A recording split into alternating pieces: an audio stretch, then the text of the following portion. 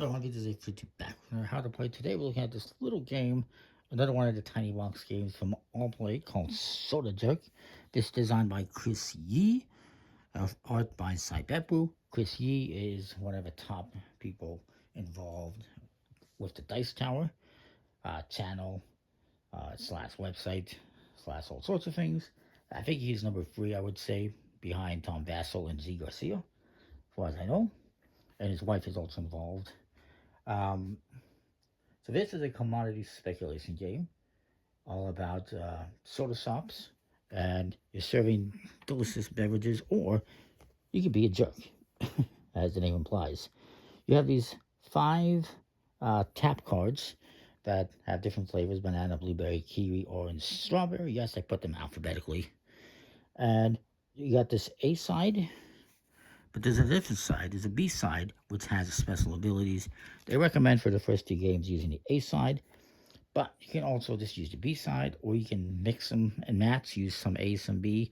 You can also do it where you start off on the A, and then for the next game, you flip one over to the B side, whichever one you want, and do that. You technically can just play one game, and that's it. But even Chris himself recommends playing like three games and adding up your scores, and most amount of points wins. You do get a little score pad. I think it's just surprisingly very small. I would have expected like three times the size, but it is what it is. You get some reference cards, and you can see in this deck you got cards numbered 1 to 3, and you got 4 ones, 3 twos, and 2 threes in each of these 5 fruits, as seen here. If you're playing with just 2 players, you will remove 1 fruit and all of its number cards associated with that. I'll get this box out of the way. And if you're doing 2 players, you will use these switcheroo cards, which I'll explain later.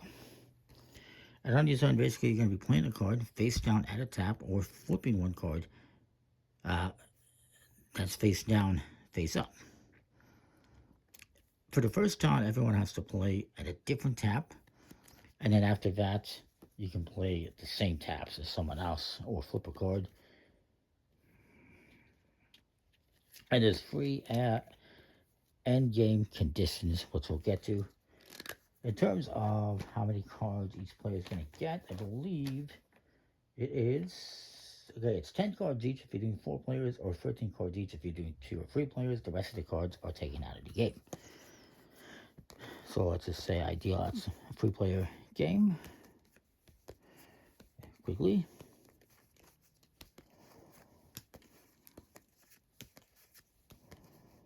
And that should be 13 each. So on your turn, you're going to play a card on one of these taps. If you play a card that matches the fruit that is on there, it becomes a positive value. If you decide to be a jerk and play one that's different, let's say that somebody play this one here and somebody plays this one here, this one that's a different fruit will be negative.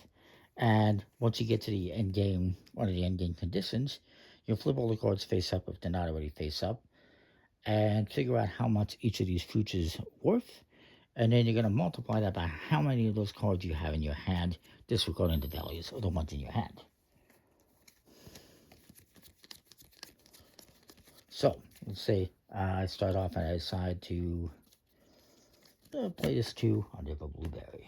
And then next player goes, and maybe he plays 1 under the orange. And then this guy goes and he plays, let's say, 1 under the strawberry. Now that everyone has played one face down during the first turn, and at different taps, now you can play on a tap that somebody's already played, or you can flip a card face up. So let's say I decide to play this one here, and they do not have to match, of course, if you didn't catch that drift. So for instance, this guy, maybe he wants to be a jerk, and he plays this -1 orange over here. Then this guy says, you know what, let's just see what this guy played here. Oh, it's an orange. That's his turn. You can play a card or flip a card. Then it comes back to me. Maybe I put this one here. And then somebody decides to be a jerk. And you just keep going around the table like this, playing cards in different places, and flipping cards. So maybe this guy decides to flip a card. And then this guy also decides to flip a card, and then it comes to me. I decide to play a card. And you just keep doing this until when a free end game conditions happen. As it says on here, only a player is down to just 3 cards. So somebody has just 3 cards left, that ends the round. B, I flip a card face up. My opponent, next player flips one face up, and then the next guy flips one face up.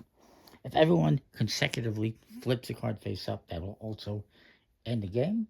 And the other way it can end is if all the cards end up face up. So let's say it's my turn, and I said, you know what, let's just flip this one face up. That will also end the game.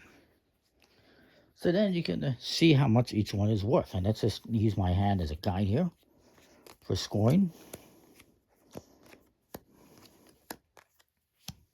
So for the banana, let's kind of put these into order here so it's easier. I have 1 card, and they are worth 2 minus 1 because this is positive and this is different fruit, so it's negative. 8 is worth 1 point, and I got 1, so I got 1 point. Disregard the 3, that doesn't matter for this purpose.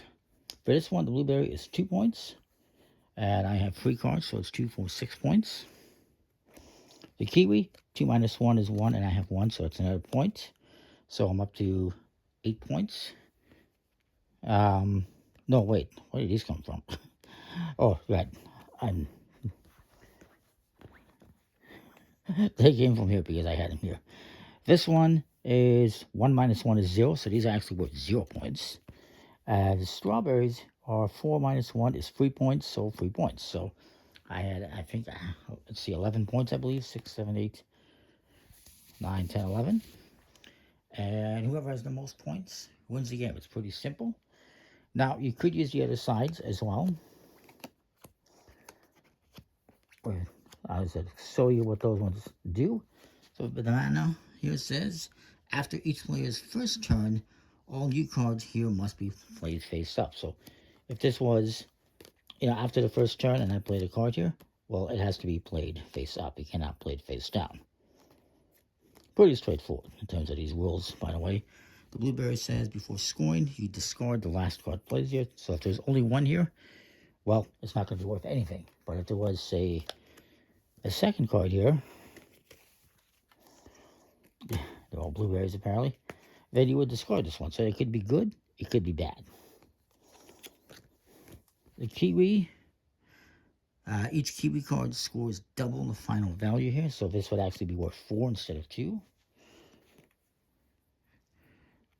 The orange, if the final value here is plus 5 or more, each orange card scores -1 instead. So in this case, it doesn't matter because it's 0. But if we had a bunch of oranges there, let's just say I had these ones here, now we have more than 5. We have 5 for a value, so they're actually going to be worth -1 each instead. So it'd be -3 points instead of 5. And then for the strawberry, finally here, before scoring, you're going to discard the highest face-up card here. If there's a tie, you discard whichever one was played earlier. So in this case, there's a tie, so you would discard this one. In this case, it wouldn't matter because they're both 2s. But yeah, that's kind of how the game plays. Now, if you're doing 2 players, you're going to use these cards. Which is going to be, I guess each player gets one. I have to double check how that works, actually. That's the one thing I didn't check. Does each player just get a switcheroo card, or are they just mixed in there and dealt out?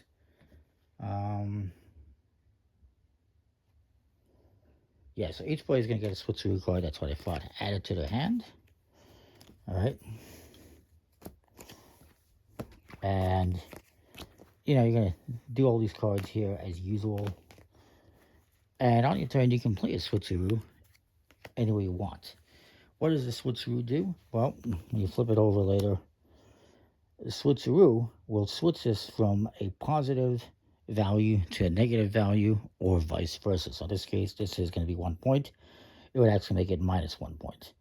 In this case, if there was one that was a -1. Let's just see if we can do a -1 here. That's not what I wanted.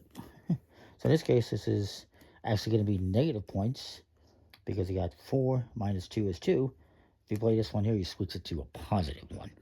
If you were to play a switcheroo on the switcheroo, you basically just negate that ability, cancel it out, it reverts back to what it was. So this would go back to being a negative instead of a positive, or vice versa. And that's only for 2 players. So that is the game. I think it's pretty cool. I will say, one thing I'm a little bit surprised about is that there's no linen finish on the cards. I don't think I've seen an all-play game that doesn't have linen finish. And also, this is really thin. I don't know why that was in more cards. You don't need them. You just use a piece of paper, but still, why not just make it a little bit thicker? I don't know. Anyways, that's the only thing I can say about that. Overall, it's a pretty cool game. I do appreciate that. I was going to say there's a mirror image design to the backs, except that it's not because of the colors, so never mind that.